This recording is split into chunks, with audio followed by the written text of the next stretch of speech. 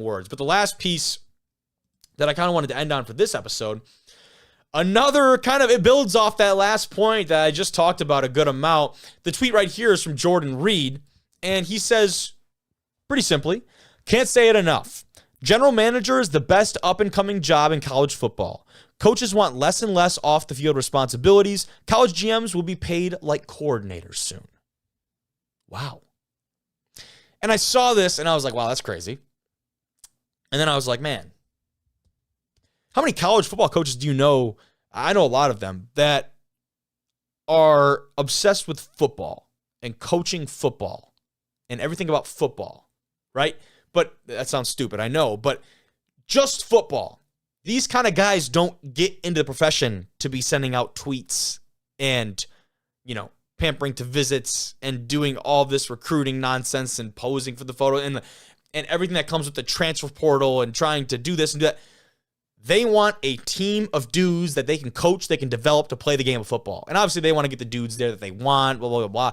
But all this extra shit now that is becoming of college football, going to your alumni and demanding a dollar amount for an NIL collective to keep your program alive and going and trying to find new donors or going to generate new deals for student athletes and for your program and all these different pieces, a lot of people see them as distractions off the football field. So now what would the role of a general manager be in all of this? And we see it at the NFL level, right? And there's a lot more politics that go into it than just being a GM and being a coach. And some places have a great synergy in that. You talk about the Detroit Lions right now and the synergy that they've had, right? In that GM and head coach position, we see those two just inseparable at the hip seemingly, and just in step with each other every piece along the way. Some places are not like that. Sometimes they operate almost in completely different worlds. And that can be for better or for worse. Would this come into case, in college football? And now it goes into talking about some of the other off-field responsibilities. You look at least the FBS recruiting calendar for the year, and I can pull it up here, so you should be able to read a good portion of it.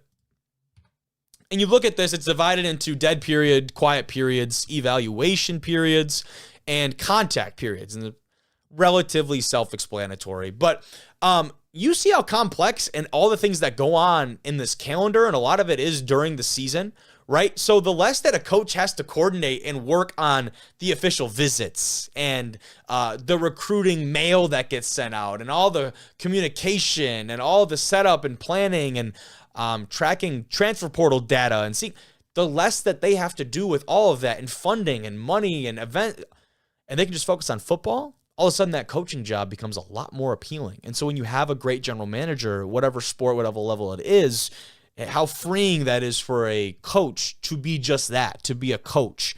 And that's just one example of it kind of being the recruiting calendar. And that's just a whole nother piece that comes along with the job. You see how just thorough this is and when you're allowed to do things and when not. And then it comes to the transfer portal windows. And you have to worry about all these things. You have this window, at least for FBS, from December 4th through January 2nd, that kind of month there. There's also these other windows depending on circumstances.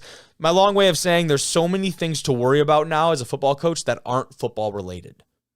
And that, I'm assuming, is a very unappeasing, annoying concept for many football coaches that have been lifers in this possession and don't want to deal with that shit.